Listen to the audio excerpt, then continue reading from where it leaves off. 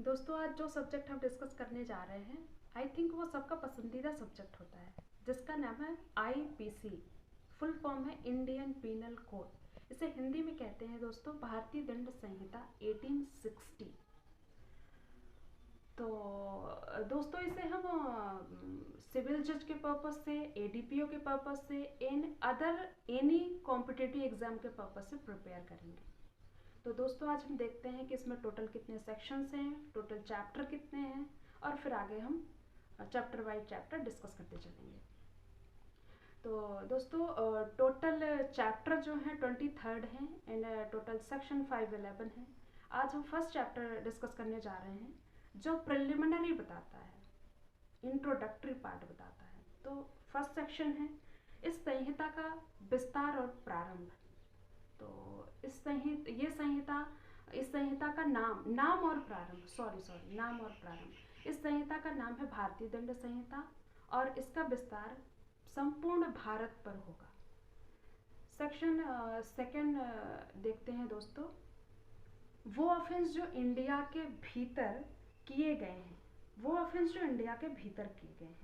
हर व्यक्ति जो इस संहिता के अगेंस्ट कोई एक्ट करेगा या कोई ओमिशन करेगा वो इसी संहिता के अनुसार दोषी होगा। ओके।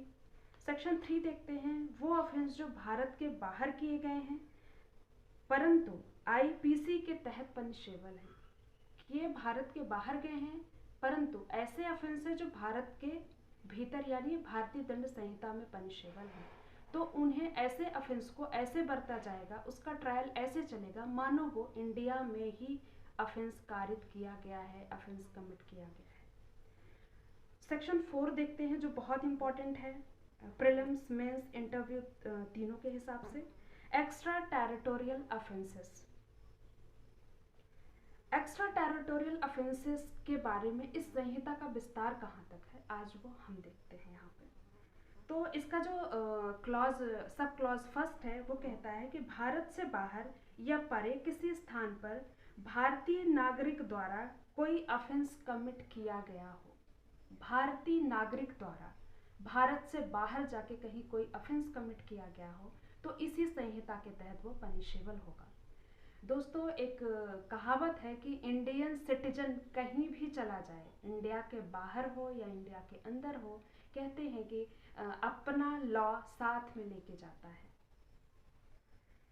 दोस्तों सब क्लॉज 2 देखते हैं, भारत में रजिस्ट्रीकृत किसी पोत या विमान पर किसी व्यक्ति द्वारा यानी चाहे वो देसी व्यक्ति हो या विदेशी व्यक्ति हो, उसके द्वारा रजिस्ट्रीकृत किसी पोत या विमान पर कोई ऑफेंस कारित किया जाता है तो वो इसी संहिता के तहत पनिशेबल होगा।